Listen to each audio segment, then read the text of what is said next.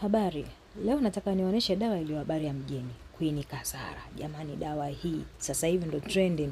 Nikasema sasa ngoja na mimi nijaribu, maana yake nimesikia moto kila mtu anasema hii dawa nzuri, dawa nzuri.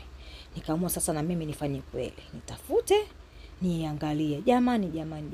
Kwanza packaging yake nzuri. Gloves hizo jamani, sije kuona gloves zenye texture namna hiyo. Yaani ni nzuri. Alafu nikagundua hiyo relaxer base ilivyo line. Ni line ukija kuchanganya na hiyo activator.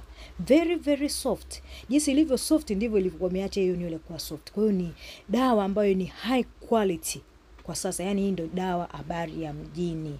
Dawa yenyewe bwana, huyu dada niko na mpaka hapa anasema haungui. Ni dawa ya box lakini haungui, na unajua kuna dawa nyingine za box ukipaka unasikia kama unaungua Hii haungui.